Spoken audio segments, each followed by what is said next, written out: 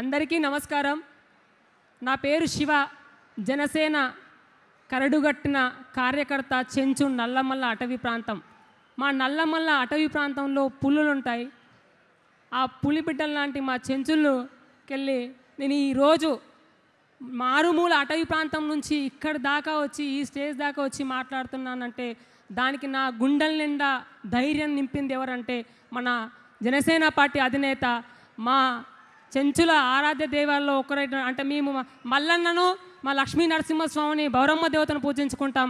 ఆ తరువాత మేము పవన్ కళ్యాణ్ అన్నగారిని గౌరవించుకుంటాం.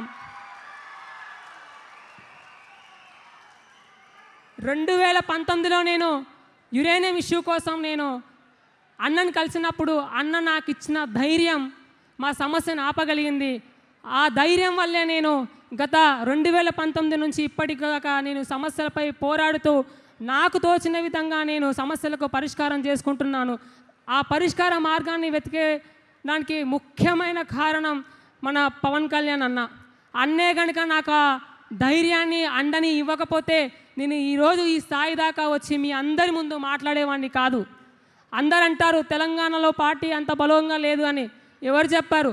నల్లమల్ల అటవీ ప్రాంతాల్లో గుడిసె మీద కూడా జనసేన జెండా ఎగురుతుంది. దానికి ప్రత్యక్ష ఉదాహరణ నేను.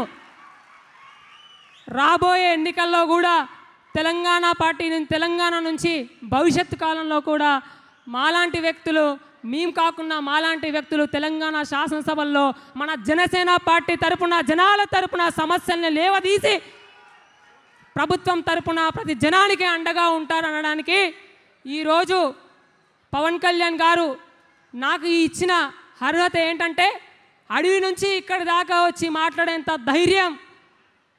నేను ఒక అనామికుడిని. 2019 ముందు నన్ను ఎవరిని కలిసినా చిన్న పిల్లోడు, ఆడేవాడు అని మాట్లాడే వ్యక్తులు ఈరోజు పోతే పలానా పార్టీ, పలానా జనసేన పార్టీ కార్యకర్త అని నన్ను గుర్తిస్తారు.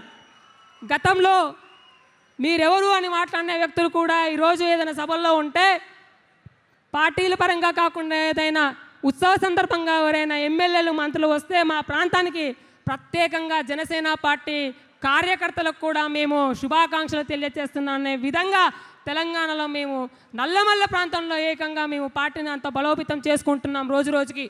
ఇప్పటికీ మా చెంచు యువత అన్నని ఆదర్శంగా తీసుకుంటూ అన్నతో మాకు ఫోటో దిగాలని ఉండదు, అన్నతో మేము కలిసి షేకండ్ ఇవ్వాలని ఉండదు. అన్న ఆశయాలను ముందుకు తీసుకెళ్ళి ఈరోజు ఇలా నేను ఏ విధంగా వచ్చానో ఆ విధంగా ఆయన పిలిపించుకునే రోజు కోసం వెయిట్ చేస్తాం. అప్పటిదాకా మేము పార్టీ కోసం కష్టపడతాం, జనాల తరపున నిలబడతాం, సమస్యలపై మాట్లాడతామని చెప్పి మాకంత ధైర్యాన్ని నింపిన మా పవన్ కళ్యాణ్ అన్నకి మేము పాదాభివందనం తెలియజేసుకుంటున్నాం. పవన్ కళ్యాణ్ అన్న మాకు ఇచ్చిన శక్తి ఎట్లాంటిదంటే మా కులదేవుడైనటువంటి శ్రీశైలం మల్లన్న దగ్గరికి, బౌరమ్మ దగ్గరికి వెళ్తే ఏ విధమైన శక్తి నింపుతుందో అంతకన్నా మించిన శక్తిని మాకు అన్న నింపాడు. ఇప్పుడే కాదు, భవిష్యత్తులో మేము ఇంకా ఇంకా తెలంగాణ నల్లమల్ల ప్రాంతం నుంచి తిరిగి తెలంగాణ మొత్తం కూడా పార్టీ కోసం మా వంతు మేము కష్టపడతామని తెలియజేసుకుంటూ మాకు ఈ అవకాశం కల్పించిన పవన్ అన్నకి పాదాభివందనాలు తెలుసుకుంటూ మరొక్కసారి ప్రతి ఒక్కరూ పార్టీ కోసం, మన నాయకుడు పవన్ కళ్యాణ్ అన్న కోసం కష్టపడండి. గుర్తింపుకు వాటంతటా అదే వస్తుంది. జై జనసేన, జై హింద్.